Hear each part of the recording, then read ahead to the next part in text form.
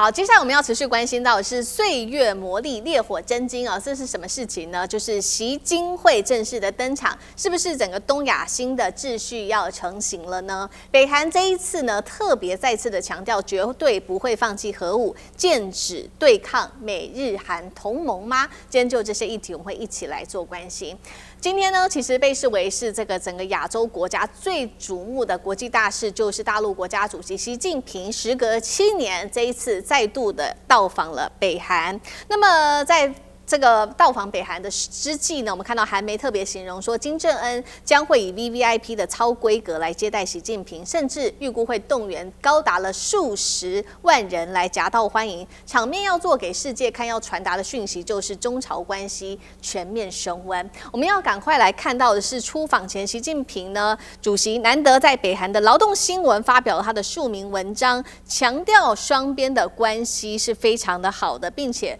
拋出了4大主張。當中特別提到了加強中朝之間的戰略溝通，反對霸權主義，反對一切的復活軍國主義，危害地區安全穩定的圖謀跟行徑。最後，他還強調要推進彼此平等、有秩序的世界多極化。好，我們來看到相隔達到了7年，為什麼習近平這個時候再度的訪問北韓？意義是什麼？是要拉緊北韓來對抗美日嗎？賴老師怎麼解讀？日本高市早苗上台以來，他得到民眾很多的支持。雖然他的民調最近有在下降，但是他維持5-6成是不變的啊。這代表說，日本這個國家的基本上已經定性轉成為軍國主義的國家了。所以中國已經把日本定調，它就是一個軍國主義的國家。那俄羅斯也把日本定調為軍國主義的國家，中俄在這個部分裡面是一致的。那既然都定調是軍國主義國家，所以日本的這個高市早苗的一個做法，它基本上來講是帶有高度的侵略性。它不但修改武器出口3原則，它要修改憲法。它最近在測試的它的武器，已經不再是防衛性的武器，而是攻擊性的武器啊。這不只是12式的一個反艦導彈，不只是88式，它也在測試更新的滑躍式的導彈，都是具有攻擊性的了。所以它對於東北亞的安全局勢已經還有過去的穩定和平的一個架構，本來日本基本上在東北亞它是無害的，也就是說它不會威脅到中國、俄羅斯、朝鮮等，它基本上相對是無害，因為它的憲法規定它必須是和平的，它是專守防衛，所以它對於周邊的國家不會構成危害的情形下，大家對日本是歡迎的，也就是說過去的日本是和平的。但是現在的日本已經放棄了和平，它走向戰爭。在未來的日本很有可能又是軍國主義的一個幽靈又再現。那在這個情形下，我們看到6月7號，高市早苗跟韓國走得越來越近了。也就是說，李在明搞多邊平衡的手法跟美國好又跟日本好得不得了，又跟中國大陸好像要釋出善意一樣，但是他卻跟日本的軍國主義者發展出更緊密的軍事合作關係。6月7號，日韓兩國啟動了這種緊急狀態的軍事物資准入計劃，也就是說，日本可以在緊急狀態的時候把他的飛機、戰艦等進入韓國，韓國也可以進入日本，這樣的一個情形就等於是這個軍國主義者已經跟韓國在勾連了。那李在明的這種多邊的玩弄的這種手法，其實中國大陸看得很明白，那朝鮮、俄國其實也都看得很明白。東北亞的局勢在產生轉變，一直延伸到這個南海的菲律賓。那它也就是說，日本很有可能會帶動東北亞的局勢的一個緊張關係。在這個情形下，中國跟俄羅斯已經發展了個更緊密的關係，現在又把朝鮮拉進來，形成中俄朝的緊密的協作合作夥伴關係。我覺得這個是對於東北亞的軍力再平衡是有很大的一個幫助，有很大的功能。我個人是認為李在明有點在玩火。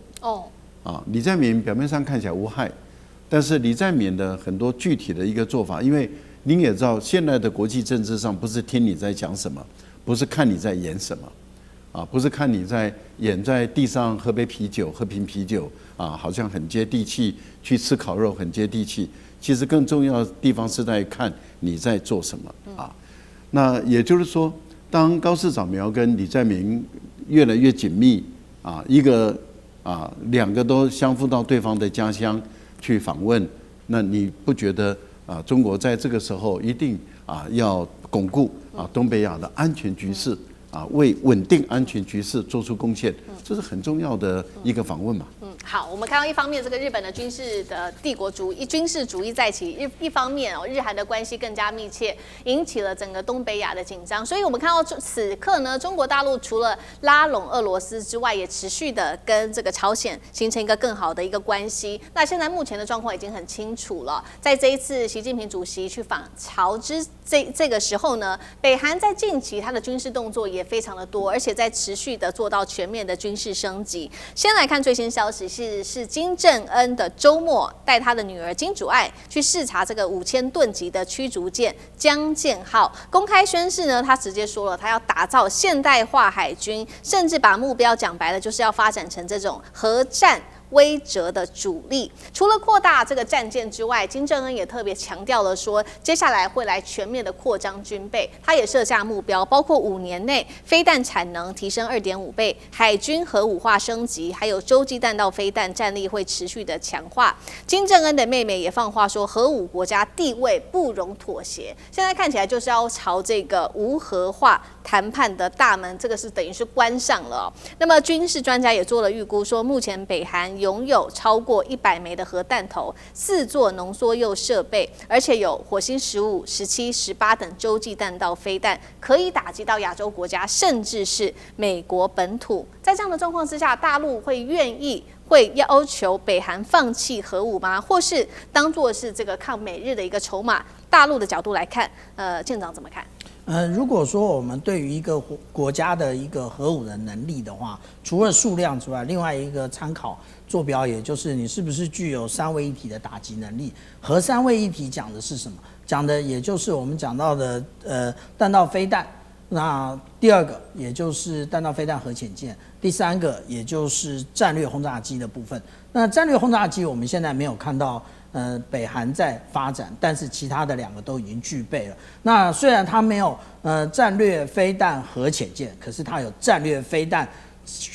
柴電潛艦。那同樣的，它也已經在2017年跟2018年最頻繁試射的時候，它已經試射過在水下試射過這個北極星1號跟2號的飛彈。至於說它的數量到底是多少，它的數量呢？如果說我們剛剛看到有關專家說是100枚啊，那如果說我們來看到這個相關的軍控組織它的一個參考數據的話，也就是北韓是50枚的這個數量，那無論是50枚還是100枚啊，這個都，然後再加上剛剛那個賴老師所講到的，以及主持人所談到的，它的這一個火星17、18、19，其實都已經部分的涵蓋到美国本土了。那對於美國來講，那他會要慎重的考慮這一個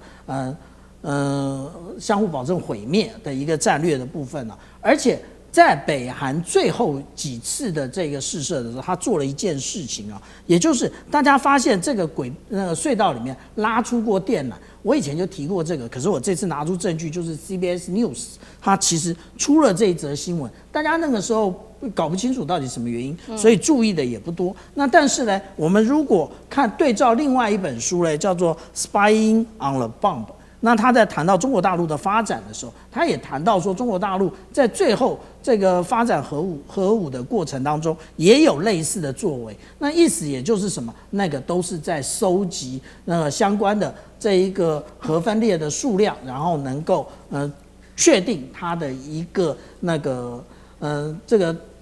超級電腦。那其實最近這個北韓的這個動作非常多，我們看到這個他去參觀這一個鈾濃縮廠的一個部分。那另外他還展現了這個有關於燃氣舵的這一個火星17。那同樣的，他又帶了現在的這個北韓的飛彈局局長啊金主愛啊，那去參觀這一個我們剛剛講到的江建號。那其實江建號也已經試射過飛彈。那這也就是告訴大家，如果要北韓回到無核化，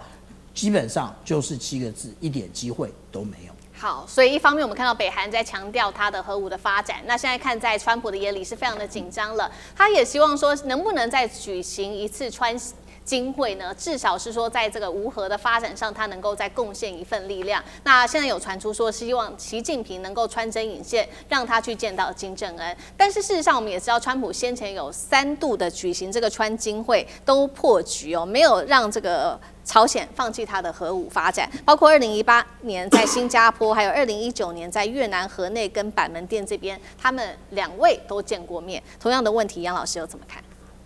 我覺得現在世界各國，包含美國跟中國大陸哈，已經把北韓視為叫做事實核武國。在21世紀初的早期的時候，我也參與過東北亞的安全對話。那個時候，連北韓的學者後來都有來參與，英文都不錯。相關的這些區域啊，安全的概念都掌握很清楚。但是到了2006年，他們第一次進行核子試爆，就整個改變了。然後呢，這個過程當中也有6方會談，最後並沒有勸服伊朗，這個北韓真的放棄核武，一直做了6次核子試爆，到了2017年最後一次，然後它的這個規模呢、當量呢，其實已經跟美國、中國接近了。而過程當中，它也在不斷的測試中程、長程，然後呢洲際的彈道飛彈，它並沒有像是中國大陸從海南島打到夏威夷南部那12000公里的飛行距離，但是呢，它往就是太空射、外大气层射，然後呢中段不断的測試確認它能夠飛到12000公里，打到佛羅里達。所以從它的核子彈頭、核子技術，以及從它的載具到就是洲際彈道飛彈，它已經是具有核武嚇阻能力的事實核武國。也就在中美英法俄之外的印度、巴基斯坦跟北韓這3個國家是一樣的。另外一個國家是以色列，不過他沒有試爆過。那現在走到這條路不是一件很容易的路啊！你看伊朗就走不過去，很多因素了，也是因為他自己內部的分歧。所以北韓的確那陣子走過來的時候呢，他內部的壓力很大。可是走到這一步的時候呢，我就覺得中國大陸大概還是希望核子不要擴散啊，那日本也不要想。可是問題是。